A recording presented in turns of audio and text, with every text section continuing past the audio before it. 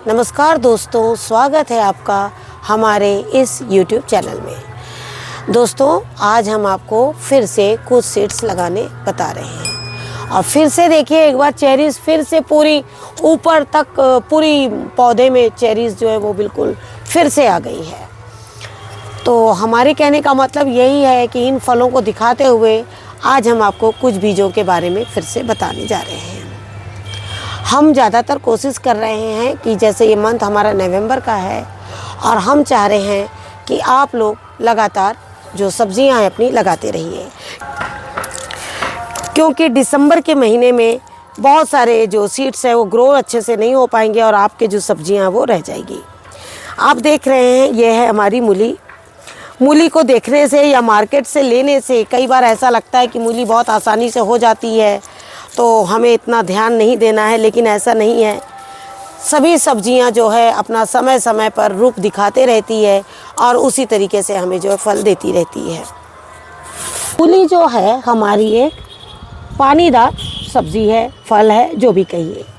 हम आपको ये बताना चाहेंगे कि आप जब भी मूली लगाएं तो आप कोशिश करिए उसके बीजों को थोड़ा डीप में डालें। डीप में डालने का मतलब ये है, अभी हमने आपको मूली दिखाई है और कई बार मिट्टी कम हो जाने के वजह से मूली जो है वो ऊपर ऊपर रह जाती है। आपको क्या करना है, मूली को जब लगाए इसके ऊपर में काफ़ी थोड़ी ऊंची मिट्टी डाल दें। मूली के बीज दो तरीके से लगा सकते हैं आप। एक तो आप डाल के दूर दूर एक एक बीज लगाएं, या आप चाहें तो उन्हें पास पास भी लगा सकते हैं, जिस तरह से हमने ऐसे किया है। जब आप ये मूली लगाते हैं तो मूली आप एक बात सोच लीजिए, इनका अंकुरण तो 3 से 4 दिन में ही हो जाता है, लेकिन एक मूली को कंद बनने में काफ़ी लंबा टाइम लग जाता है। मतलब कई बार 2 महीने लग जाते हैं, कई बार 3 महीने लग जाते हैं, लेकिन हाँ उस 2.5 महीने में करीबन 2.5 से 3 महीने में करीबन ये मूली जो है बिल्कुल अच्छे से तैयार हो जाती है। हम आप लोग को एक चीज़ ये भी बताना चाहेंगे कि मूली जब भी आप लगाएं तो कोशिश करें कि उसकी ज़मीन को बिल्कुल भी गीला ना, सूखा ना छोड़े। मूली को हमेशा पानी चाहिए। मिट्टी देखिए आप एक बार ही इसमें जो है वो अच्छे से डालिए। जब आपके मूली के पत्ते निकल जाते हैं तो आप क्या करिए, मूली के पत्ते तोड़कर आप खा सकते हैं। जब आप मूली लगाते हैं तो मूली के बीजों के ऊपर में, जैसे हमने आपको बताया, ज़्यादा मिट्टी आपको डालनी है।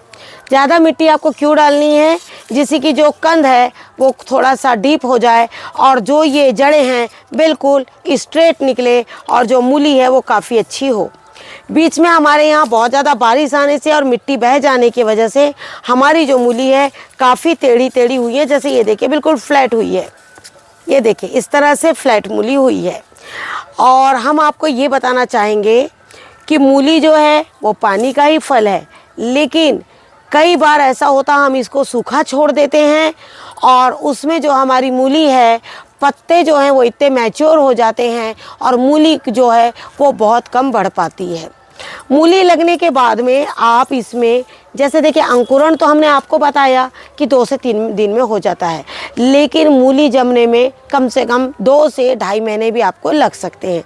तब तक आप इनके पत्तों का सेवन बहुत आराम से कर सकते हैं। आपने देखा कि कुछ बीज हमारे काफ़ी पास पास है और जब ये निकलेंगे भी तो इसी तरह से निकलेंगे। मूली के बीज जो है ज़्यादातर सारे के सारे ही निकल जाते हैं और ऐसा नहीं कि हमने इन्हें लगाया तो इसमें से कुछ बीज नहीं निकलेंगे। ज़्यादातर इसमें ऐसी कंडीशंस नहीं आती हैं। ज़्यादातर होता है कि मूली जो है वो पूरी पूरी निकल जाती है। तो जो बीज आपके बहुत पास पास रहेंगे आपको उन्हें क्या करना है, थोड़ा जब पौधे निकल जाएंगे आप बीज से जो है कुछ पौधों को निकाल सकते हैं। अब इसके ऊपर मैं क्या करूँगी, मैं चाहूँगी कि मैं इसके ऊपर मैं पूरी मिट्टी डाल दूँ अच्छे से। और आप देखिएगा ये जो मूली है ना वो इतनी अच्छी बिल्कुल स्ट्रेट निकलेगी। कारण जो इसकी जो अंकुरण है वो पानी डालते ही थोड़ा सा ऊपर आएगा, लेकिन इसकी जो जड़ है वो बिल्कुल डीप चली जाएगी। कारण हमने इसके ऊपर में अच्छे से मिट्टी जो है वो बिल्कुल डाल दी है। अब आपको क्या करना है, इसके ऊपर हल्का पानी डाल देना है।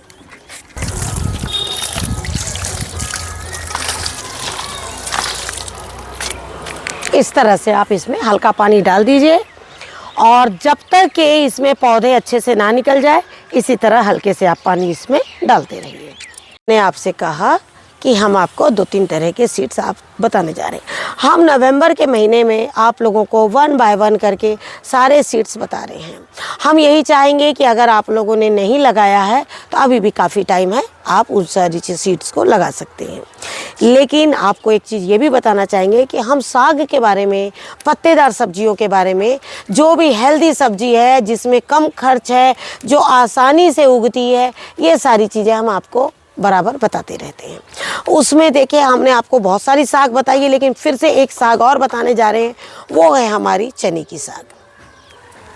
आप हम सभी जानते हैं कि मार्च के महीनों में चने का जो साग है, चना जो है, हरा चना बहुत आराम से मार्केट में मिलता है और उसे हम बहुत शौक़ से लाते भी हैं अपने घरों में खाने के लिए, क्योंकि चना जो एक ऐसा सब्जी है, चना एक ऐसी साग है और एक ऐसा ग्रेन है जो हमारा होली के टाइम पे तैयार होते हैं और उसको हम अपनी एक ऐसी फसल मानते हैं। जिस समय चने काटते हैं उसी समय होली का पर्व होता है और होली के टाइम पर वो चढ़ते हैं।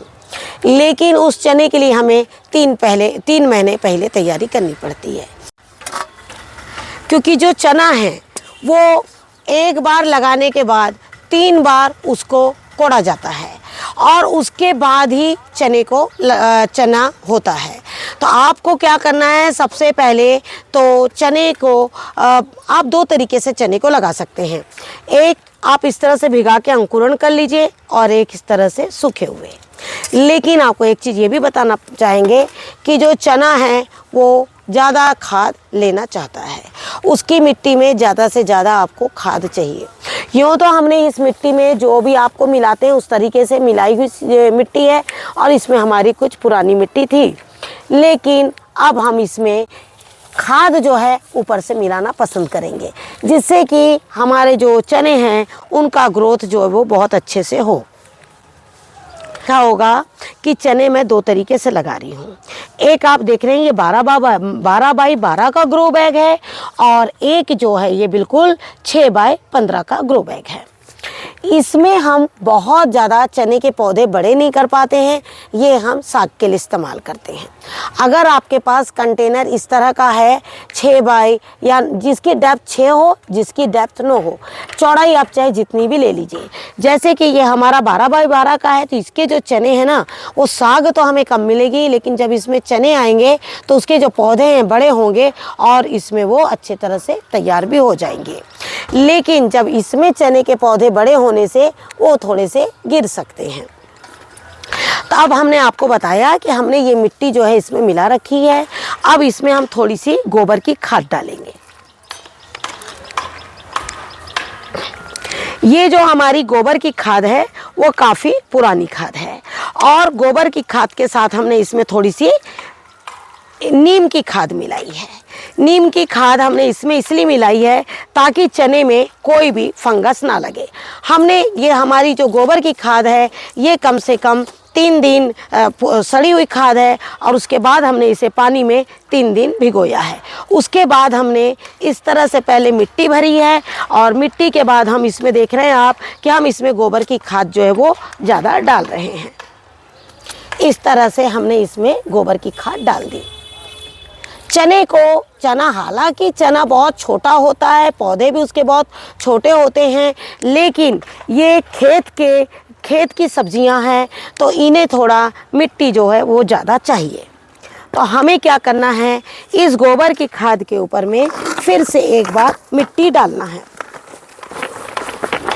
मिट्टी आपकी नॉर्मल जो आप मिला के रखते हैं, बालू है, गोबर की खाद है या आपने वर्मी कंपोस्ट जो भी आपने मिलाया है, ये वही मिट्टी है।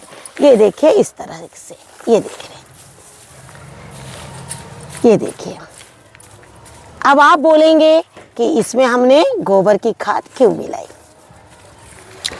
तो आपको हम बताना चाहेंगे कि अगर हम गोबर की खाद बहुत ज़्यादा नीचे मिला देते तो सारा पानी के थ्रू बह जाता, क्योंकि चने की साग को थोड़ा पानी तो चाहिए, क्योंकि कंटेनर में जब वो सूख जाते हैं तो उनके जो पत्ते हैं आजू बाजू से पीले हो जाते हैं। जैसे सपोज मान लीजिए आपका ये चने का पौधा है और अगर आप उसमें पानी अच्छे से नहीं डालेंगे तो ये नीचे के पत्ते जो है वो सूखने लगते हैं और जो साग है वो आपकी बहुत अच्छी हेल्दी साग नहीं कहलाती है। तो हमने इसमें डाल दिया। अब इसके ऊपर में हम हल्का पानी का छिड़काव करेंगे। ज़्यादा हम पानी इसलिए नहीं डाल रहे हैं कि नीचे हमारी बिल्कुल गोबर की सड़ी हुई खाद है। इस तरीके से अब देखिए हमने आपके सामने दो तरह के चने रखे हुए हैं।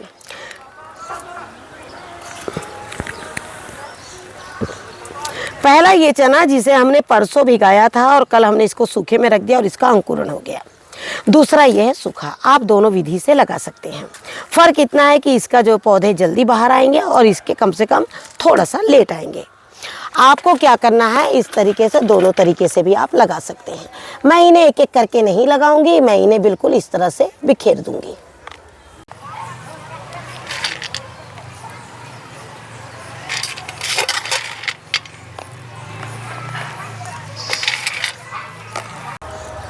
जब ये ज़्यादा घने हो जाएंगे तो मैं इनमें से 2-3 बार साग लेने के बाद इन पौधों को बीज से कुछ निकाल दूंगी और बाकी जो है चने में मैं हर साल अपने फेस्टिवल्स में होली के टाइम पर मैं घर के ही चने इस्तेमाल करती हूँ। उस वक्त ये इतने अच्छे से तैयार हो जाएंगे और हमें जो चने मिल जाएंगे। अगर आपके पास ये चने ऐसे हम और 2 कंटेनर 3 कंटेनर और लगाने जाएंगे, जिसके चने हमें होली के टाइम पे मिलेंगे वो चने हम रख लेंगे। तब तक हम इसकी साग का इस्तेमाल करेंगे। अब आपको क्या करना है, इसके ऊपर में मिट्टी डाल देना है। मिट्टी बिल्कुल भुरभुरी मिट्टी हो, इसके ऊपर की जो मिट्टी हो वो दोमट मिट्टी के साथ में आपकी जो भी खाद मिली हुई हो वो आप इसमें डाल सकते हैं।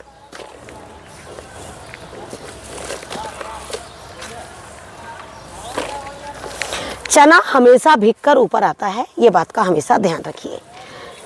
चना जो है वो कोई जादू ही नहीं होता है। एक्चुअली वो जब भीगता है तो वो ज़मीन से थोड़ा ऊपर आ जाता है। तो आपको क्या करना है, थोड़ी सी मिट्टी जो है इसमें ऊपर डालनी है, जिससे कि आपकी जो जड़ें हैं वो बहुत अच्छे से जाए। इसके साथ ही हम आपको एक चीज़ ये भी बताना चाहेंगे कि हमने जो गोबर की खाद डाली उससे आपके चने को क्यों नुकसान नहीं होगा। एक तो गोबर की खाद जो आपकी वो बिल्कुल सड़ी हुई थी, और अगली चीज़ थी कि जब आपका पौधे का अंकुरण जड़ नीचे जाएगी तब तक के आपके पौधे इतने शक्तिशाली, इतने बड़े हो जाएंगे कि वो आराम से गोबर की खाद को लेंगे।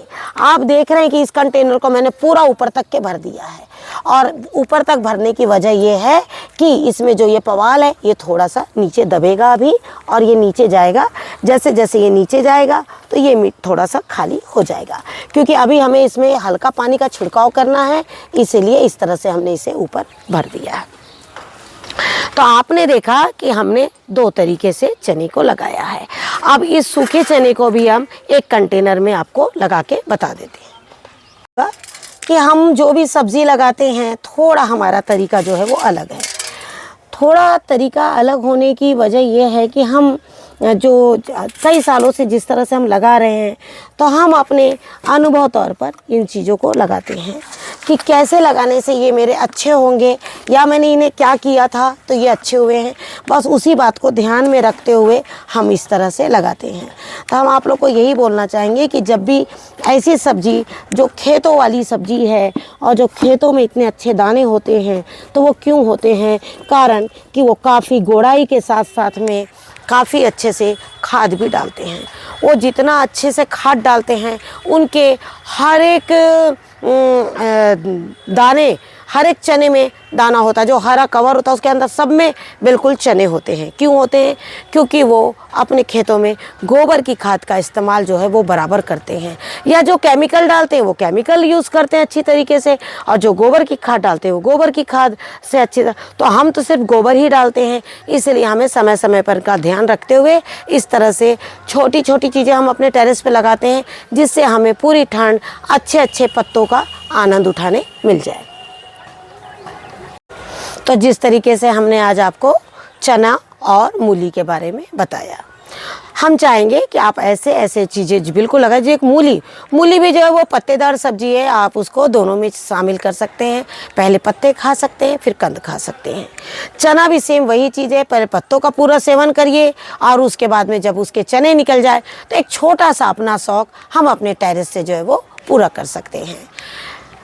तो आशा करती हूँ आपको आज का ये वीडियो ज़रूर पसंद आएगा। वीडियो पसंद आए तो लाइक शेयर ज़रूर कीजिए और हम आपसे फिर से एक बार कहना चाहेंगे, ज़्यादा से ज़्यादा हमारे चैनल पे जाके उसे सब्सक्राइब ज़रूर कीजिए। आप लोग हमें बहुत कम सब्सक्राइब कर रहे हैं। आप जब हमें सब्सक्राइब करते हैं तो उससे क्या है ना, हम फिर से एक बार काम करने के लिए बहुत खुश होते हैं और कोशिश करते हैं फिर आप तक के कुछ ऐसी नई चीज़ पहुंचाएं जिससे कि आपको देखने मिले, आप भी देखें, आप भी लगाएं। आप हमें बोलते हैं, हम भी वो चीज़ लगाते हैं। बस इसी तरह से हम और आप आगे बढ़ते हैं। Thank you very much. नमस्कार, जय हिंद, जय भारत।